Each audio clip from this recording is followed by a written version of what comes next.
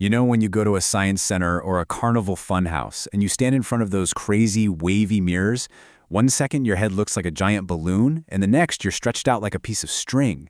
It's hilarious, but it's also kind of weird, right? I mean, you see your reflection, but it is not the same reflection you see in your bathroom mirror every morning. Well, that's exactly the mystery we're going to unravel today. We are diving deep into the strange world of spherical mirrors to figure out how a simple curve can make you look bigger, smaller, or even flip you completely upside down. So let's picture this girl, Mina, at a science center. She steps up to one mirror and boom, her face is suddenly huge. But then she looks over at her brother, who's standing a little further back in the same exact mirror, and he's totally upside down. Then in the mirror next to it, she's just a tiny version of herself. What is going on? I mean, she's completely stumped, and you might be too. How can a mirror even do that? We're so used to our flat mirrors at home that always show us looking, well, normal, same size, right side up. So what's the secret behind these wacky reflections? And believe it or not, you don't even need a science center to investigate this. The key to the whole funhouse mirror mystery is probably just sitting in your kitchen drawer right this second. Yeah, it's a simple, shiny spoon. A spoon is actually perfect because it's like two different kinds of special mirrors all in one. So come on, let's try a quick experiment. Go ahead and grab a shiny spoon if you've got one handy. First, look into the inner side, the part you'd eat soup with. See your reflection?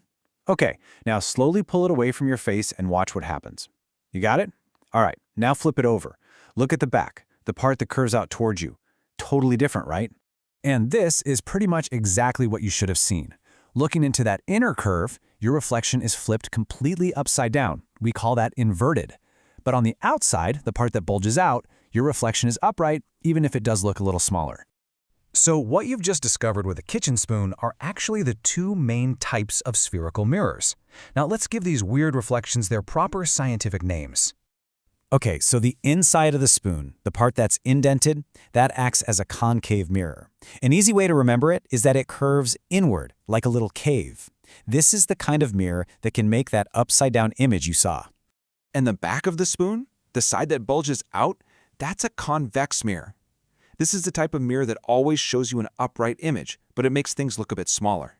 So let's tie this all back to Mina's experience. That mirror that made her face look huge and flipped her brother upside down? Yep, that was a concave mirror. And the one that showed a tiny version of herself? You guessed it, a convex mirror.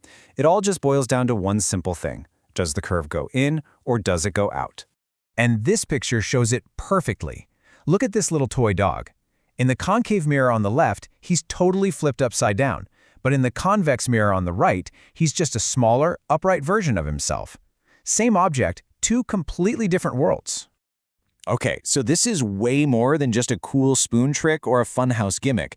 These two kinds of mirrors are actually incredibly useful, and they're built into things we use every single day. For example, take the side view mirror on a car. It bulges outwards, which means it's a convex mirror. Now, why would they do that? Well, because that outward curve lets the mirror gather light from a much wider angle. It gives the driver a huge field of view and helps get rid of those dangerous blind spots. And that wider view is exactly why you always see this famous warning stamped on the mirror. Because convex mirrors make everything look smaller, our brains automatically think those smaller cars are farther away than they really are. So that little warning is a super important safety reminder. So what about the other kind, the concave mirrors?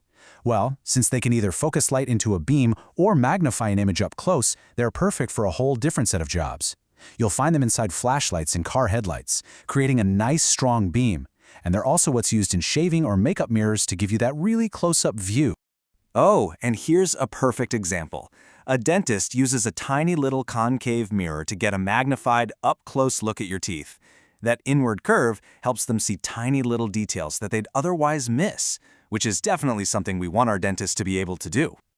So you see, whether it's giving us that big picture view for safety or a super zoomed-in view for precision, these two types of spherical mirrors are quietly at work all around us, solving problems based on the simple way they bend and reflect light. So now you know the secret. The next time you walk through a store, look at the big security mirrors up in the corner. Or check out a shiny holiday ornament, or hey, even just another spoon. Now you know what you're looking for. So the real question is, where else are you going to spot these hidden curves reflecting and reshaping the world all around you?